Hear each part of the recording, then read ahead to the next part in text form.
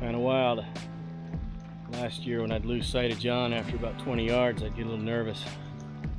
So much more comfortable this year, knowing to rely on my skills and the technology. Even though it's gray and cloudy and there's not a location boundary landmarker anywhere around, so 100% GPS memory and compass. You get these crossings, I'd rather go through it than on top of the log, because log's got to be slick. Let's just hope there's no gators.